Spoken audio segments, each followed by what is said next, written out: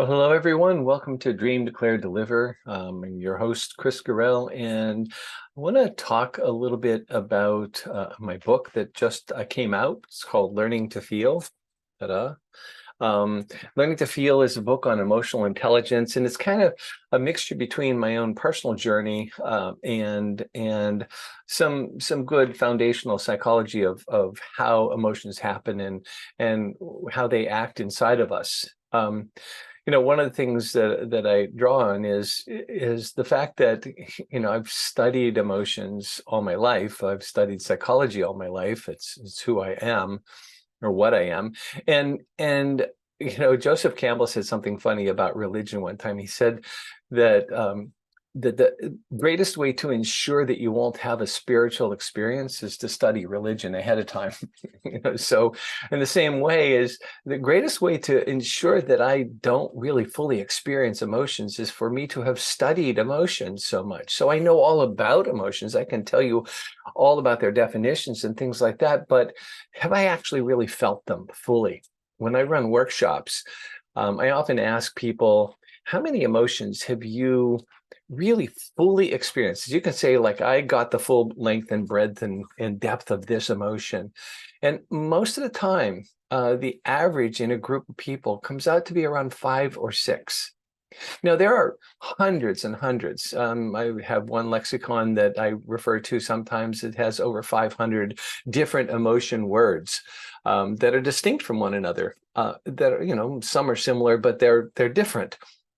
And most of us can only come up with 5 or 6 emotions that we've fully experienced.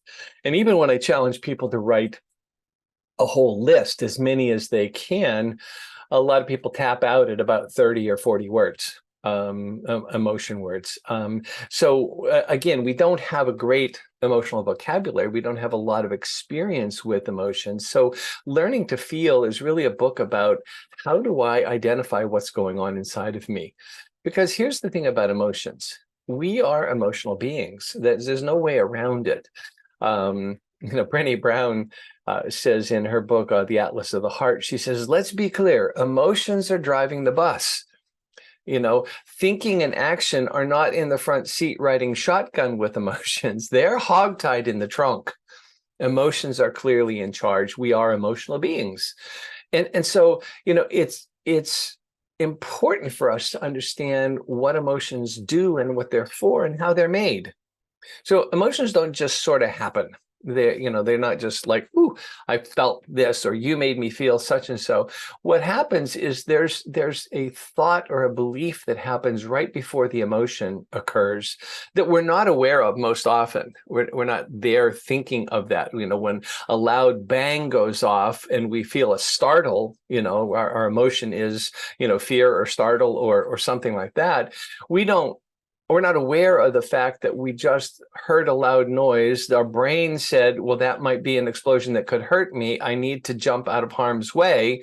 It has those thoughts, but they happen at such a high speed that, we just hear the sound and feel the emotion, and they happen right on top of each other. So we're constantly reacting to what I call the interpretation of what's going on. Now, we never really for certain see the full reality. What we see is our perception of reality. We think that we see with our eyes because there's this image in front of me that I see when I'm talking to you, or when I'm looking at my Zoom lens right now.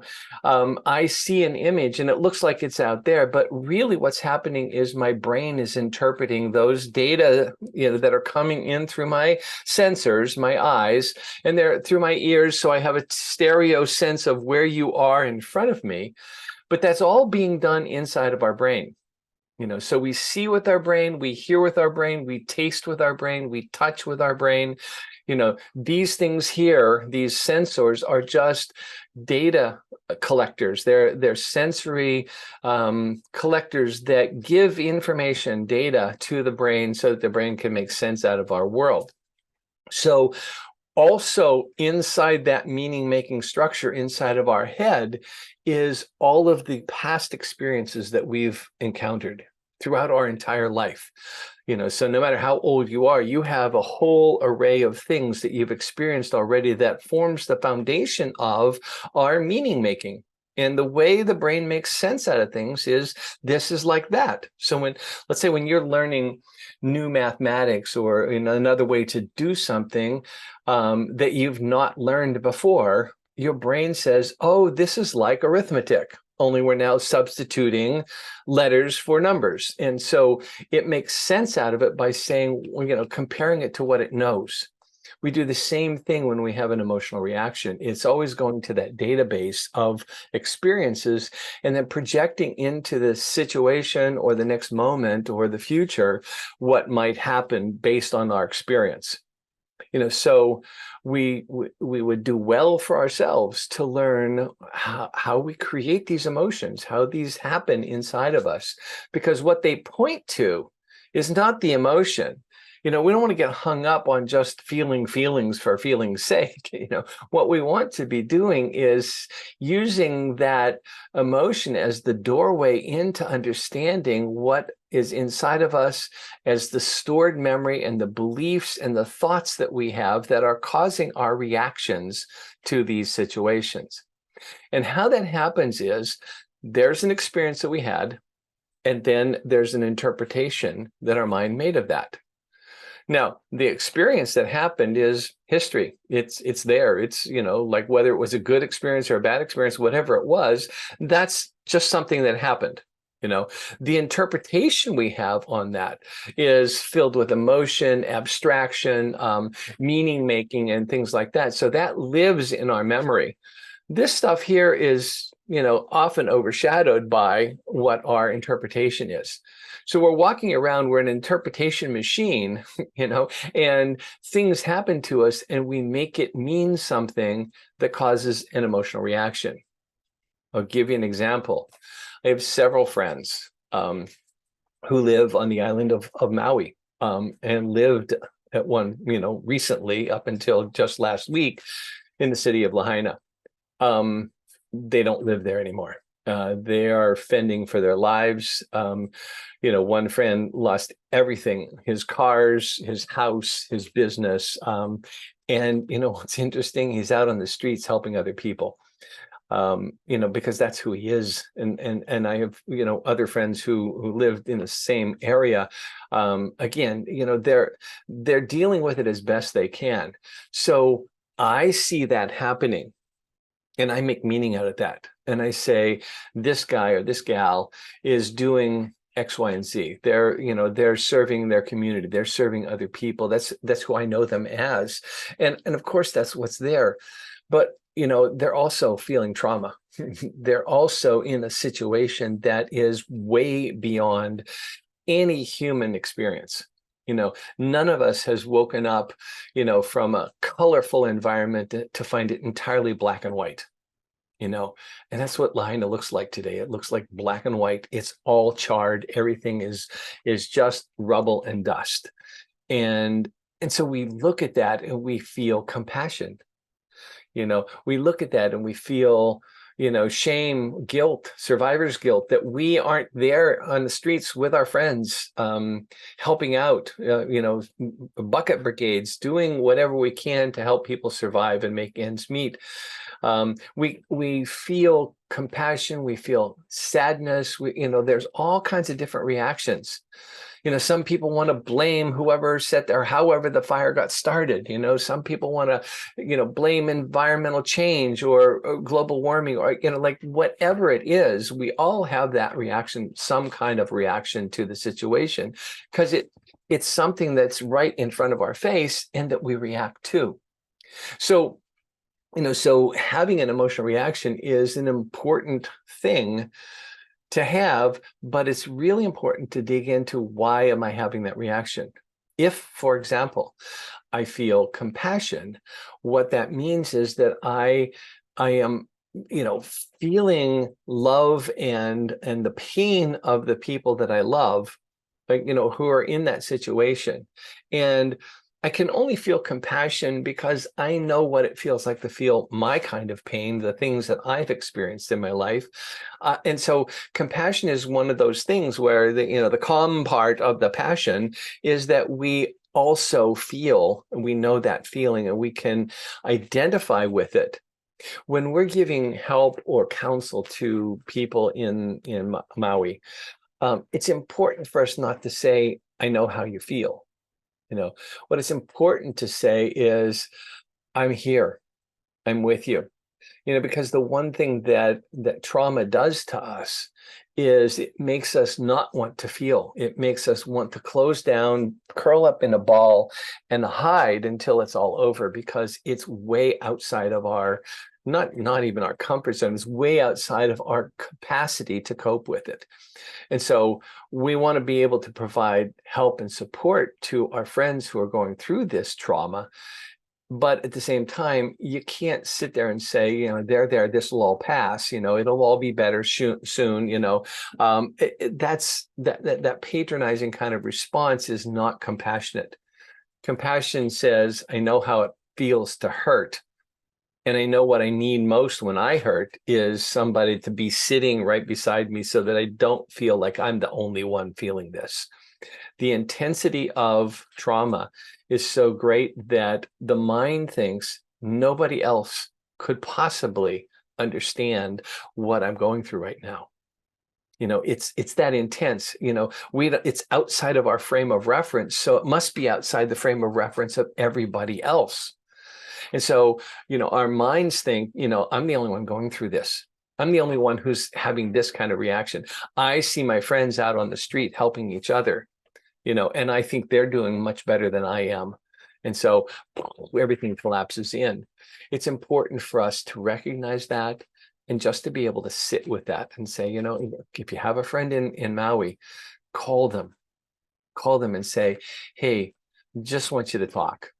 Don't have to do anything about it. I'm just here to listen, and I want you to know you're not alone.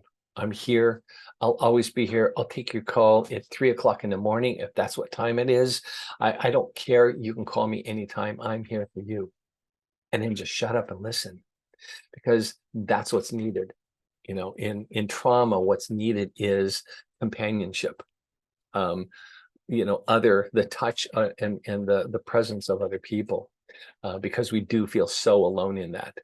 That's an extreme example of an emotional reaction, because the interpretation that's going on inside the person who's feeling this trauma is, nobody else is feeling this. I'm the only one who's having this difficulty dealing with the situation.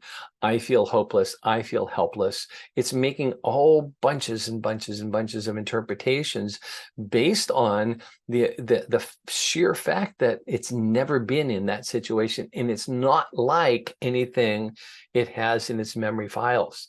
So it's outside the bounds of meaningfulness. It does not make sense. It doesn't compute. And so the system goes into overload.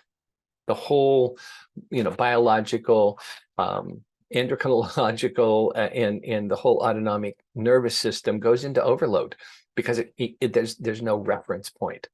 It's pure unknown. And so that's kind of what's going on in that. Then I only bring up that extreme example just because it's something that's present to all of us today. Just as flooding is happening.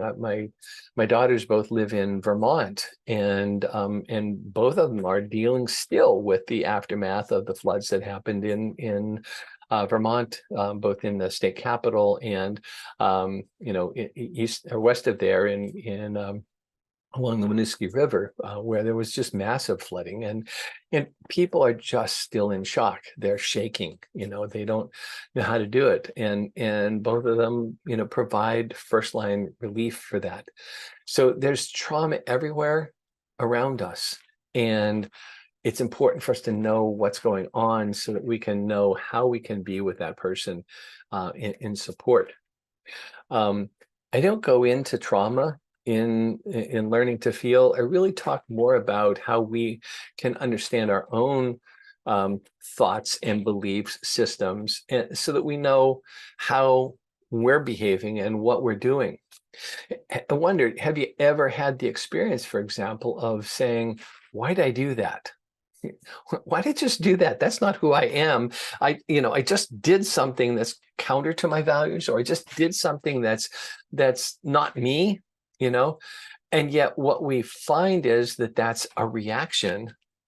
And it's most often an emotionally triggered reaction. The emotions are in the driver's seat, as Brené Brown says. It's an emotional reaction to some situation inside of us that we haven't unearthed. The whole impetus for the book, Learning to Feel, was that I found myself doing something. And when my wife asked me, why did you do that? I said, I don't know. She said, well, that's not possible. Why do you not know? I said, I don't know why I did that. That doesn't make sense to me. It doesn't make sense to you. And I went on this quest to find out what's at the core, what's at the bottom, at source of my own behaviors. That something I could decide I would actually do in reaction was not something that was, integral and integrated into who I am as a person and what my beliefs are, or at least the stated beliefs that my cognitive mind, my cerebral cortex mind has as it. But there are these values and these beliefs that are deeply embedded in us from our childhood, things that we made as interpretations when we were just little kids that still act as programming. For example, you may have, I was an unwanted little kid. I was a geeky, weird, overweight, chubby kid with husky expando pants and things like that, broken glasses with the tape in the middle and all of that, and never picked on any teams or anything like that until I, grew into my body and as a high schooler. But as a kid, I made the interpretation of that I'm not worthy. I'm not worthy of friendship. I'm not worthy of being picked on a team. I'm not, like all of those kinds of things. Now, I grew out of that and I went into, my teens and, got active in athletics and, was a, varsity tackle and a varsity wrestler, and like all that kind of stuff. Went into college, got degrees, and on and on and on. Long forgotten, in the back of my head, still sitting there, is a little 5-year-old kid who doesn't feel worthy. So sometimes my reactions are out of, I'm not worthy, when I know cognitively, I know that I'm worthy. I know that I'm valued. I know that I'm loved. I know that I'm respected in my profession, but there's still a part of me. There's sometimes when that little kid gets tapped in whatever the situation is that my mind is interpreting that is somewhat similar to where that little kid lived, that thing pops in. That belief pops in, I'm not worthy. And they do something out of neediness. I do something out of wanting to be liked, and I don't need to do that, but the 5-year-old did. So what it is when we have an emotional reaction, especially one that's, kind of discontinuous, I'd say, to what we're normally feeling, when we have that kind of an emotional reaction, we say, all right, what's behind that? What's the thought? What's the belief that's in there that's causing this reaction? Because that's old stuff. That's really, kind of old things, rotting in the cupboard somewhere back there. And so when I'm able to get to that point of discovery of, wow, that came from my worthiness thing, that was just a coping mechanism that as a 5-year-old boy, I made up, and it served me probably as a way of coping with my situation as a little kid, but it doesn't serve me as a man, as a grown-up, as a mature person. And so I get to reinterpret the event. If the interpretation was just a story that my 5-year-old kid's brain made up, well, I can reinterpret that same situation. Situation was, I didn't get picked on the team. I made up, I'm not worthy. But I can make up a different story now. I'm an adult. I go like, oh, I didn't get picked on the team. They probably wanted somebody who could run faster because they wanted to win the game. Doesn't mean anything about me. It means more about what they wanted and what they were doing and trying to compete and win than it has to do with me. It has nothing to do with my worth. I am worthy. I am wonderful. I am a child of God. I am loved. I am a great father and a grandfather and a husband and all of those wonderful things. And I am worthy of all that. You know, that interpretation doesn't serve me anymore. So I make up a new interpretation that says, oh, well, they picked another kid because they needed somebody speedy on the bases. It's simple as that. They just wanted to win. It had nothing to do with me. It had to do with them. And so we can go back when we unlock these beliefs and thoughts that are in our heads through understanding our emotions and the fact that there's that system in place that causes emotions. We're not stuck with the emotion anymore. We're not stuck dwelling on the emotion, saying, why do I feel down or why am I feeling this way? We're able to unlock it and say, all right, what's going on? What was the story made up that's causing that reaction? And then I can reinterpret the situation, get different, I'm not talking about flights of fantasy or breaking from reality. I'm talking about what's a different grown-up version of that situation that I can interpret it as. And in doing that, I'm freed from that self beat up. I'm freed from that need to be wanted and that neediness that just nobody wants that around. It just doesn't feel good to be around a needy person. And so we're able to deal with it that way. Now, I say all that now, and I go back to the trauma situation in Maui and talking to friends who are on the island.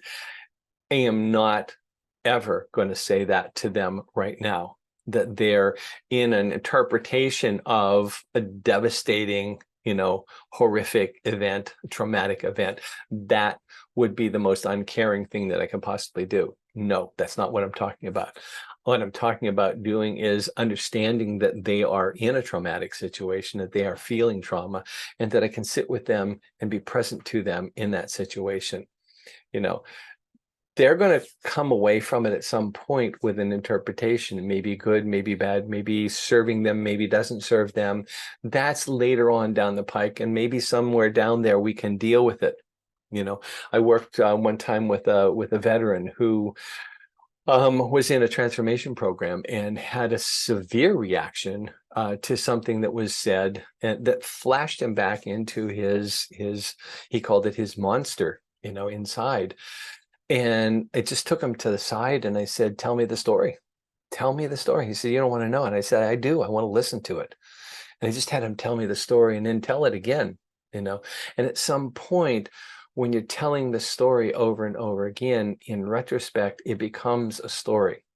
We can do that therapeutically later on. You can't do that in the moment. In the moment, they're in survivor mode. In the moment that man was in a battle situation in Afghanistan or Iraq or some place in the Far East or Middle East, and he was in survival mode. And all he could do was get out, and all he could do was survive.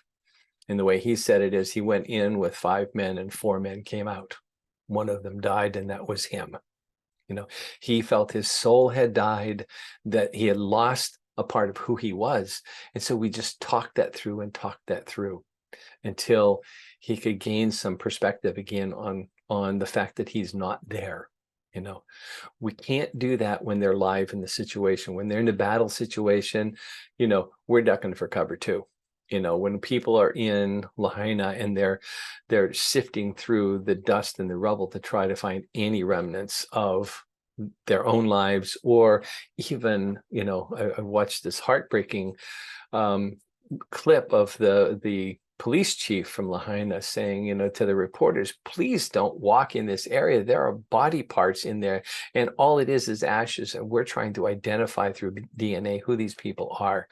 And when you walk on that, that's what you're walking on. You're walking on people, our neighbors and our friends. Don't do that, so they're in that level of survival right now. When a chief of police is in tears talking to reporters, telling them not to walk in sacred ground. He's not fantasizing anything. He's not, out of touch with reality. He's dealing with a very deep reality. And so we get to respect that, when people are in trauma. So there are two different things here that I wanted to talk about. One was, how do we learn what feelings are and how we can use them, and how they can, teach us or bring us to an awareness of what's going on inside of us. And the other thing was it's juxtaposed against a background of tragedy that we're experiencing as a nation, as people, as friends. And we need to be cognizant of, and sensitive to the actual emotional reaction that people are going through when they feel totally hopeless in their current situation. So thank you for listening. I hope you get a chance to get out to Amazon or Barnes and Noble and pick up a copy of Learning to Feel. It's available also on Kindle. And the reports from people who are reading it, from the critics, have just been stellar. I'm so flattered by what people are saying about the book, and I hope you get some benefit from it. I hope it makes a difference for you and for hundreds and hundreds of other people, because that's my goal in writing, is to provide information and provide background so that people can, live the life that they were born to live the life of their dreams. So whether it's Typhoon Honey, which is, making it through these trauma reactions and severe crises. The subtitle on Typhoon Honey was "The Only Way Out Is Through." Ain't no other way. You got to go through it. You got to go through it. And Learning to Feel is just really a journey, partly personal journey of mine, to go back and reconnect with the heart and the core of emotions, so that I better understand who I am and how I'm reacting. And so that, it's kind of a blazing the trail so that other people can do the same thing too. So again, it's Learning to Feel, available on Amazon, Barnes and Noble, Kindle, everywhere you can find it. So pass the word around, enjoy it. I hope you get a chance to read it. And thank you for listening to Dream, Declare, Deliver. Talk to you next time.